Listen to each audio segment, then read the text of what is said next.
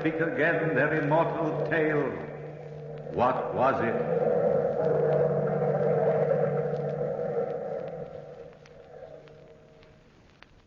All right, then. What was it? What was it? Nobody knows. But the house was haunted by something or somebody. The boarders here at Mrs. Dimity's boarding house didn't believe in ghosts either, myself included. But we were curious about them. That's why we voted to move into the old brownstone house on 49th Street. And once we were in, we were still convinced that ghosts don't venture abroad in a New York tenement building.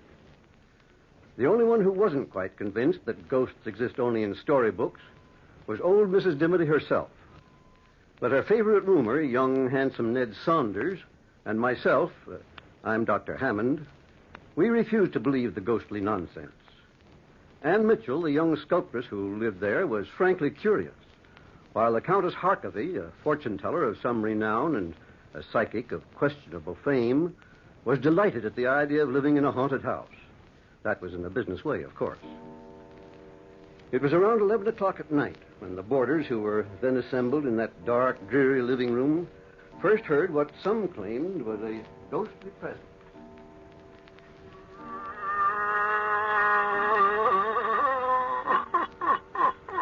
Listen to that, Dr. Hammond. I hear it, Ned. It's an uncommon sort of sound for the wind. That is not the wind, Dr. Hammond. It is the cries from the spirit world. I feel it in the marrow of my bones. Oh, say, Countess, can't you feel things in a more comfortable place? Bone structures always struck me as a most uncomfortable place to have a feeling going on. Listen, all of you. Listen. Oh, skip it. Ned, will you pass me that magazine on the shelf next to you? I think any kind of reading will be preferable to listening to old psychic ears rambling. Sure thing. Here you are, dear. You really think this house is haunted, Countess? Yes, I do.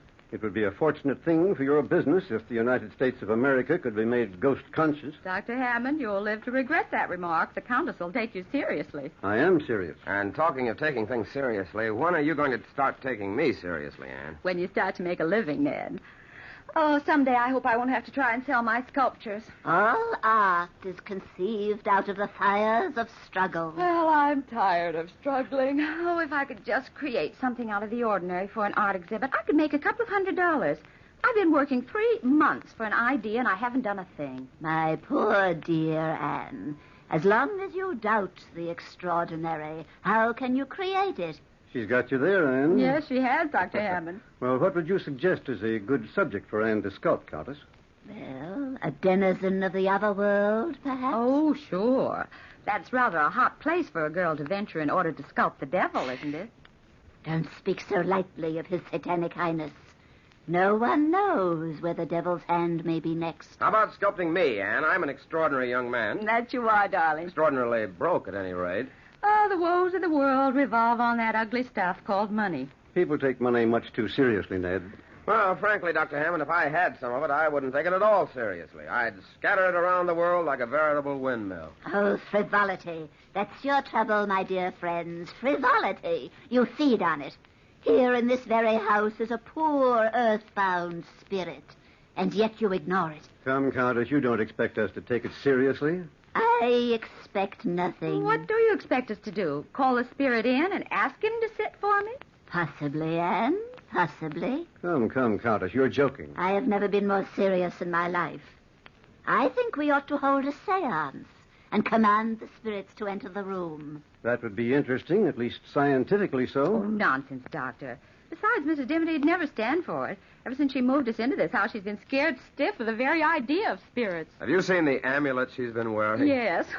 She carries it around like a sword. Why don't we ask her? Oh, we were just talking about you, Mrs. Dimity. Oh, dear.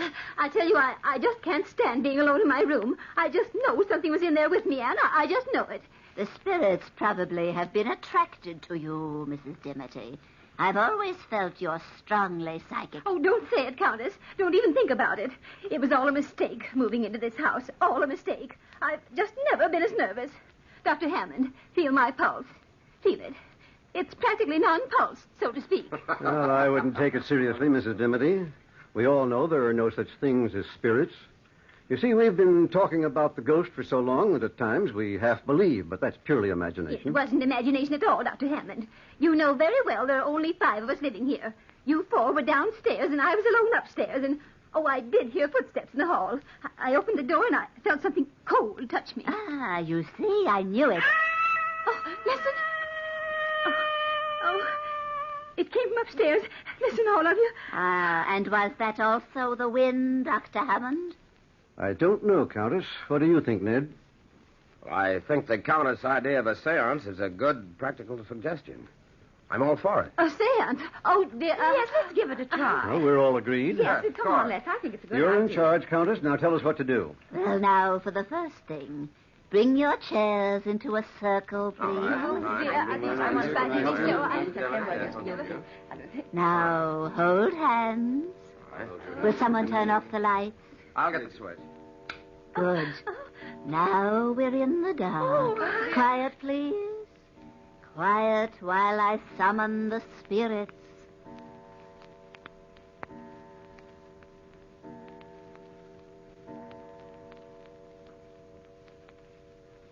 It is midnight, O spirits, midnight. Enter the portals of our room and speak to us. Speak to us. We are gathered to commune with you who have passed on. Withhold not your secrets. Speak. Speak. It is I, Countess Harkavy, asking you to descend to this mortal plane. Answer me. Answer me. If my Uncle Ezekiel's in the room and wants to talk to me, I'd talk to him, Countess. Yes, Mrs. Dimity. Ned, stop squeezing my hand. I'm not squeezing your hand, Anne. Or whatever you're doing, stop I'm doing not doing it. anything.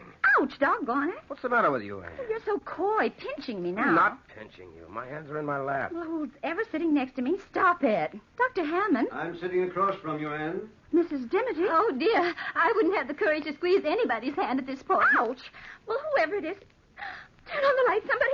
Turn on the light. No. Somebody's got hold of my No, hand. don't turn on the lights.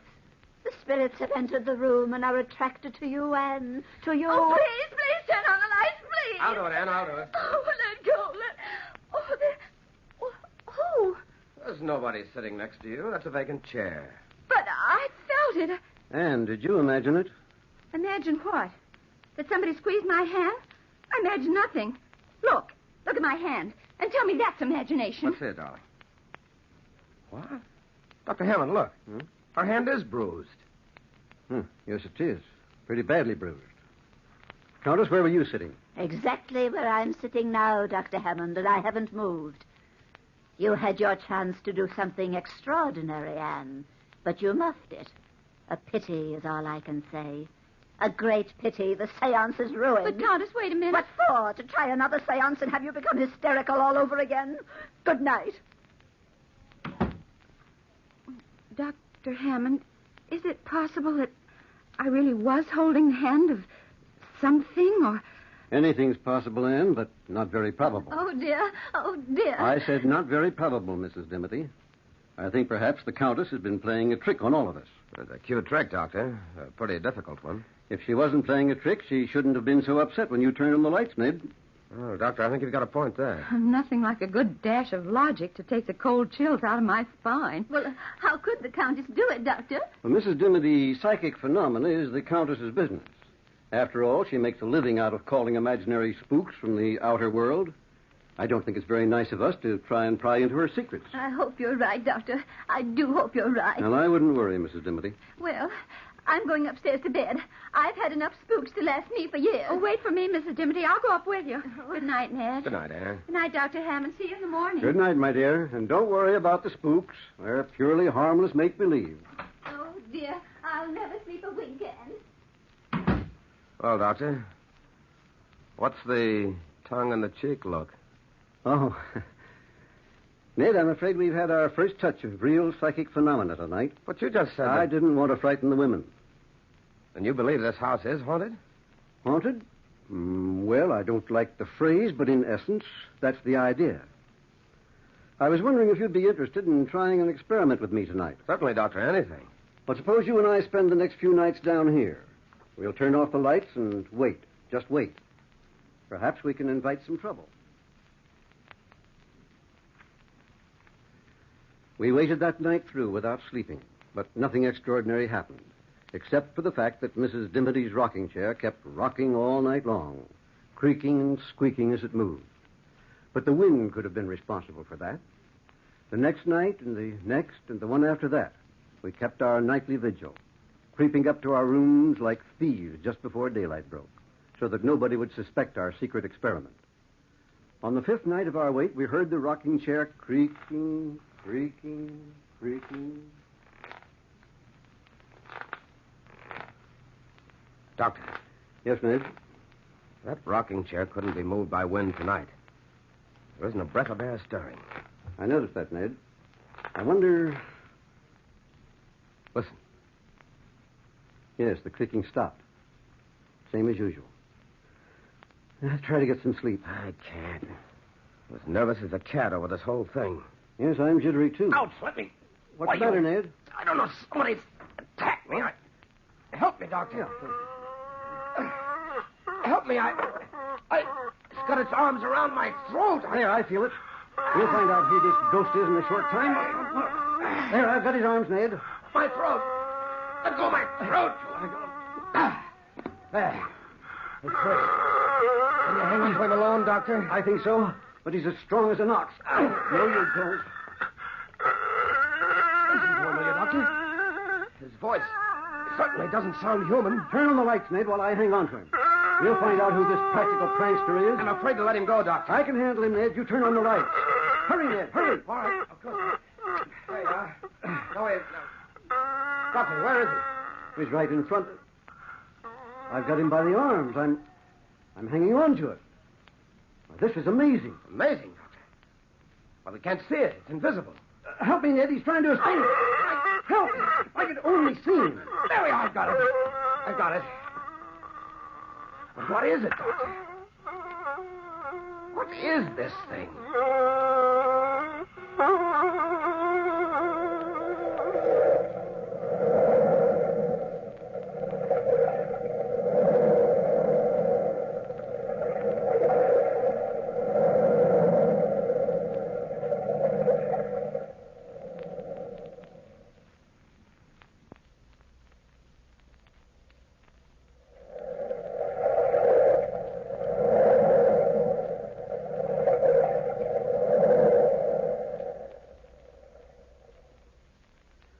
What was it?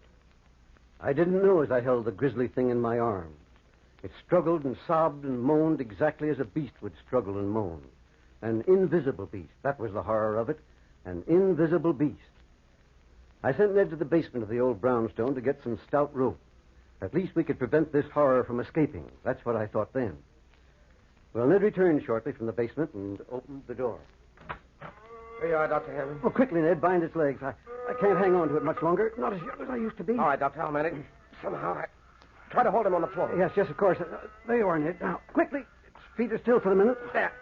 I got the rope about him. Look. Huh? A perfect loop around nothing but empty air. Hold him, and I'll bind the rope around Oh, him. quickly, Ned. There we are. That covers his feet, and I'll bring it up here and around his legs. Here, give me the rope, and I'll bind his hands. All right. We're getting him bound up like an Egyptian mummy. There, that does it. What a relief to be able to let that awful thing go. All right, I'll take the rope now, Doctor, and bind it to this chair. He won't get away now, I'll guarantee that. It isn't very large, is it? No, about the size of a small boy. Yeah, but what is it?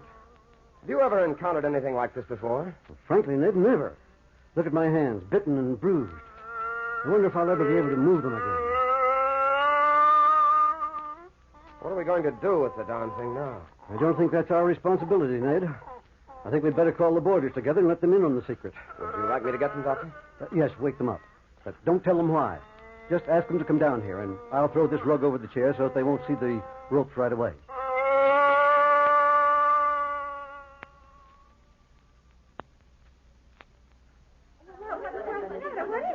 Don't ask so many questions, everybody. Dr. Hammond will explain everything. Oh, good evening, Dr. Hammond. Have you possibly discovered that psychic phenomena does exist? Come in, Countess. Come in, everybody. Don't be afraid, Mrs. Dimity. Well, what's that? I'll explain it in a minute. Explain it, Dr. Hammond? Sit down, everybody, please. No, Mrs. Dimity, not in the rocking chair. Oh, dear me. I'm afraid we're in for a revelation this evening. Ned, please close the door. Right. Strange are the ways of the world. Yes, Countess. The ways of the world are very strange. Mrs. Dimity, and the Countess has been correct about this house. There is something in it. Oh, what do you mean? There's nothing to be frightened of, Mrs. Dimity. No, spirits are often kind. Indeed, they're friendlier than many mortals. This isn't exactly a spirit, Countess. What do you mean? Exactly what I say. It's a beast of some kind. Oh, the doctor, is it in this room? Mrs. Dimity, please. Yes, Anne, it's in this room, in that rocking chair. I threw a rug over it. Oh, unfortunate spirit. If you wish, Countess, remove the rug. Yes, of course. Why, where is it? It's there. You can see the ropes being held in place by it. What kind of a hoax are you trying to play on me, Dr. Hammond? It is not a hoax. There's a living, breathing something bound in that chair. But it's invisible. Oh, why, that's incredible. It's more than incredible. Would you mind if I touched it? I don't see why I should. It's not my beast. The problem is, what are we going to do with it? What do you suggest, Mrs. Dimity? Mrs. Dimity! Oh, she's fainted, Dr. Hammond. I'll get a smelling salts right here in the desk drawer. Oh, I felt it. I felt it, Anne. I felt it. A captured spirit. I must tell my co-worker, Dr. Zarkox, right away. He'll be so thrilled, so thrilled. I'm not sure that we ought to tell anybody about it. Are you, Dr. Hammond? Ned's quite right. We should not. Oh, but Dr. Zarkox is the only living person constantly in touch with the spiritual night and day. Day and night, constantly. The smelling salts should be in here someplace. Oh, here they are. Until we find out exactly what it is, I don't think we ought to divulge the secret. Heaven knows what we've stumbled into. You're right, Ned. Here, Mrs. Dimity, take a deep breath of this. And how do you propose going about finding out what it is? Breathe deeply, Mrs. Dimity. Well, I was thinking it might be possible for Anne to make a plaster cast of it. Oh, that's a gay idea, Ned. Breathe deeply, Mrs. Dimity. You'll be all right. That's quite a good idea, as a matter of fact. No, you'll hold it while I make a cast, huh? If it happens to bite me with a pair of invisible teeth, that'll be my word. No, being a doctor, I shall use a little chloroform and put it to sleep for a while. And we'll be able to make a perfect cast. Mrs. Dimity, are you all right? Oh, I'll never be all right again. Well, Anne, are you willing to give it a try? Oh, I suppose so, Ned. I'll prepare the plaster right away.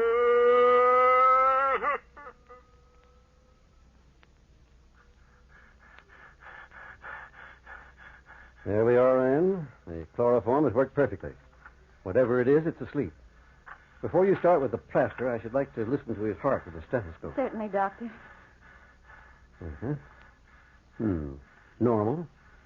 A little faster than is normal for a human being, but maybe we're not dealing with a human being. Yes, Doctor, that's very possible. Ned, would you hand me that container near you? Certainly, Anne. Here you are. Thanks, Ned. Well, Dr. Hammond, are you ready? Yes, Anne, whenever you are. We might as well start. 2:00. We ought to be through by 7. And so Anne started to work to cover that invisible form with moist plaster. We watched her spellbound. The hideousness of the rough object which soon met our eyes was appalling. Anne's hands shook perceptibly as she forced herself to complete what she had started. Minutes changed into hours. The mold was completed, and we had a rough idea of this figure. Then Anne allowed the mold to dry. By morning, we had a rough facsimile of the invisible beast. How can I describe what it looked like, when it looked like nothing so much as a demon out of hell itself? Yes, shaped like a man with long, sinewy arms, but it was small, only 4 feet or so high. Its muscular development was amazing, and the face looked like a cannibal's, a demon. Cruel, tiny eyes, a tiny nose, and a twisted, a horribly long mouth, and sharp, shiny teeth. The first rays of light broke through the window, and I realized that the effects of the chloroform were wearing off. And... Watch out, ladies, awake. I got him, Doctor. You better help me. Yes, of course. Here, we'll hold him together. And... Yes, Dr. Hammond? We'll hold him down, and you bind his legs with the cord. Yeah. Get that rope around his legs. Good girl, Anne. That's it. Ouch! He bit me. Your arm, darling. It's bleeding. Don't mind my arm. Just find the legs. Okay. Hurry up, Anne. That's the girl. Now slip the rope around him and pull it good and tight. All right. There we are. Give me the rope, Anne. I'll secure his arm. Ned, look at your arm. Oh, Doctor, he's badly bitten. Don't bother about me now, darling. We can't let this beast loose on the matter. That face you've done, Anne, looks like the face of a man-eater. Yeah, it does. Give me a hand, Dr. Hammond. We'll put it back in the chair and tie it. Okay, Ned, now, 1, 2, lift. There. Now, tie the darn thing there. What do you think we ought to do now? I don't know. You're the doctor. Well? I think we all need some sleep. First, I'll tend to that arm of yours, Ned, and then we'll leave the thing here for a while. Doctor, do you think we dare leave it here quite safely? Well, judging from the way Ned's got it tied up, I think so. Not even a spirit could get out of those ropes. Come on, Ned. I want to take a look at that arm of yours. Oh, I'm tired. I'll leave the little statue in here till morning. You know, Doctor, that makes an interesting study, doesn't it? Yes, quite an interesting one. Extraordinary piece of work, one might say. Well, good night, Anne. Come on, Ned. Let's get that arm bandaged. We'll all think more clearly in the morning.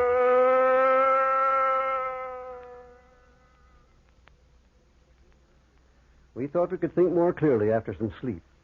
And so the days went by. Ned and Anne and I stayed with that invisible beast constantly. I took test after test. Its heart condition, its breathing, every test I took baffled me completely.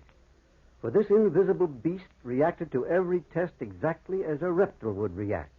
Or, to be more specific, a python, a type of snake which swallows an animal or a man whole and then digests it. As the days passed, we realized that since this was living matter, it must eat. We tempted it with every kind of food imaginable, tried force-feeding it, but the animal never swallowed one bite of food. And then one evening, all of us were collected in the living room when those horrible sounds started. Oh, I tell you, Ned, it's hungry. Anne, darling, we've tried feeding it. But you've got to get it out of this house. I can't take it any longer. Capturing a spirit will evoke the anger of the gods. My advice to you is to let it go. That's not very good advice, Countess. Whatever this is, it would be fairly dangerous loose. Oh, isn't there anything we can feed it? It must be suffering horribly, Doctor. No food or water for 2 weeks. Yes, Anne, there is something we can feed it, but unfortunately or fortunately, we can't. What are you talking about, Doctor? Human flesh, Ned. This creature is a man-eater, an invisible man-eater. There's only one thing for us to do. Call the police and the medical society and turn it over to them. There's nothing more we can do. Oh, you'll regret this, Doctor. You'll regret it. You can't evoke the anger of the spirit world without payment in full. Anne, will you make the call? Certainly, Doctor. I'll go with you, darling. Don't tell them anything about it. Just ask them to come over here immediately.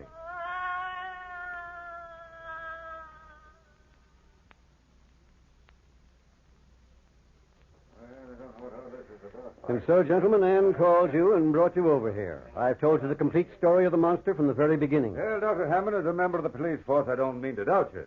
But where is this invisible monster? It died of hunger 10 minutes before you arrived, Sergeant. Well, where is it? On the floor, here, next to my foot. Huh? You can feel it even if you can't see it. Here, put your hand down here. All right.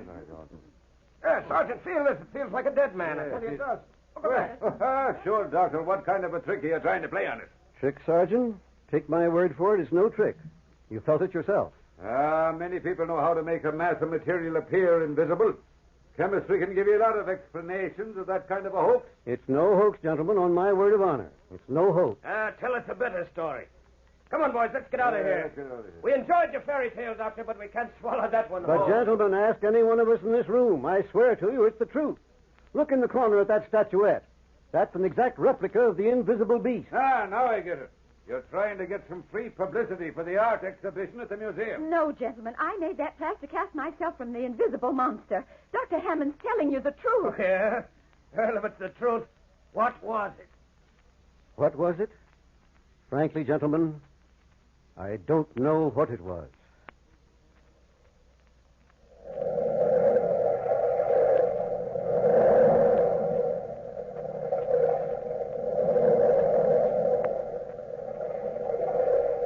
From the time-worn pages of the past, you have heard, what was it?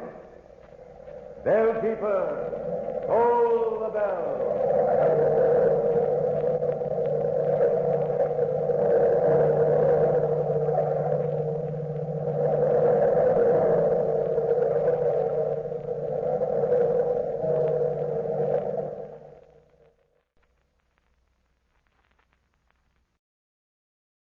This is Watch Waddle Cartoons on the Baba Ghoulie Radio Show, signing off for the evening.